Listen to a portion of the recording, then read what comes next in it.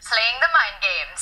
Looks like he's ready for that chess boxing match, but this will all be settled on the chessboard. Wesley, no more b3 cowboy for him. He's back to his king pawn opening. But which king pawn opening will it be? No more Scotch game, which led to that disaster in game 3. It's back to the Italian, maybe inspired by Fabiano Caruana's success in this opening against Magnus Carlsen. And Black's knight comes out, the 2 knights defense here against the Italian. Provocative stuff, and look at Wesley, he was eyeballing his opponent there, and he goes in. Hoping for the fried liver attack. What will we see? Black's knight dodges. There was a poison pawn in the center. We see a quick trade, but this is a pawn sacrifice from Nodirbek Abdusattorov. And not one, it can be, I was going to say another pawn can be given up if the queen moves up to f3, but a different opening approach. He does retreat with the bishop. The fried liver attack, it promises to have Magnus on the board very, very early on. What do you think is going to happen?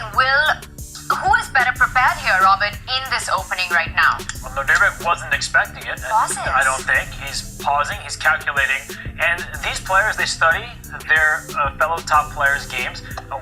Knight g4 jumping out. The knight on g5 is not protected, so the knight likely has to move away from its current square. But what I was going to say is that they study their fellow competitors' games, and Hikaru Nakamura has played the white side of this position many times in important battles. So Wesley, he moves his knight away. It's going to be a real sharp game because Black has given up a pawn, but White's moving those minor pieces numerous times at this stage.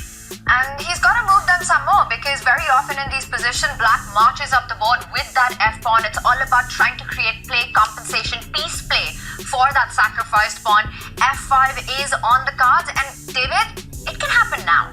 It can happen now, it most likely will happen now. One thing I should mention is that 2 years ago on the Champions Chess Tour, Wesley So was playing this quite consistently. He even played this variation with the bishop back to d3 against Magnus Carlsen and got a huge advantage. Wesley So created a chessable course in 2021 and it was about this variation. We talk about the top players doing their research, and wow, f5 on the board, a quick flurry, some knights disappearing. Black going for the white king. The f2 pawn now is a big, big target. Who cares about the pawn structure, which is crazy? Black is pawn down, but he's going on the attack. Clearly, Nodirbek doesn't care about his pawn structure. That is the strangest pawn.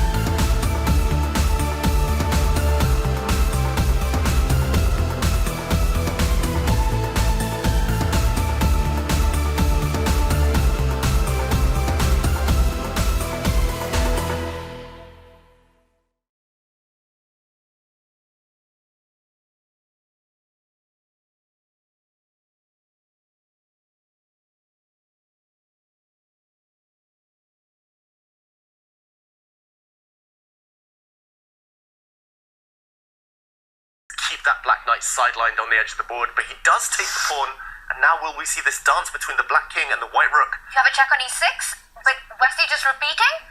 And is he going to give a check on e6 next? That's the big question, and he does give that check. There's no reason that he should just force a draw. If the king moves back, that white rook can attack the black knight. This is getting very messy, though, because that knight can hop around with some checks. Wesley needs to be careful at this stage.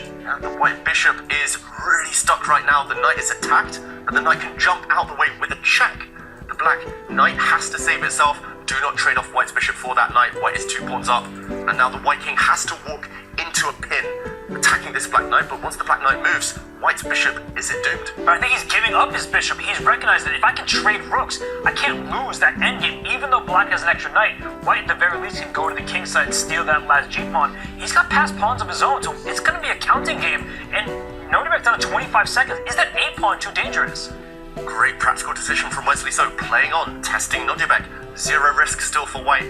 Surely he's going to defend his bishop now, Wesley, so the white rook can step up 1 square to hold the bishop for a move longer. Yes, that bishop falls, but Robert, your idea. Go for that black pawn now. White has still 3 pawns remaining. The black knight is a short-range piece. Can it deal with all 3 pawns? Wow, and look at Nodirbek. He just sets aside all the pieces, and it is go time for both these players. As Wesley saw, he has 2 seconds on the clock. He's burnt so much time. The good news was there's a series of trades. Quick moves, they gain 3 seconds per move. The knight does chase this pawn. And so the question is, can the knight get back in time? If that were a bishop, black is holding, but bishops are long-range pieces. But that knight might be slow to get back and chase down a potential passed g-pawn. And here we go, the pawns disappearing, and it does look like Nodirbek here will be safe. It's only 2 pawns now. The knight will deal with one, the king deals with the other. Handshake, draw. Nodirbek survives. What if Wesley did everything he could to maximize his chances, but Nodirbek with some sneaky defense in the end, sacrificing the pawns, gets the job done for himself. That's a draw, a final rapid game coming up as the score remains level. What a hold from Nodirbek Abdusattorov. You see him breathing out for probably the first time in half an hour. What a save by him, because he was in huge trouble. Wesley was pressing and outplaying him. Just fantastic.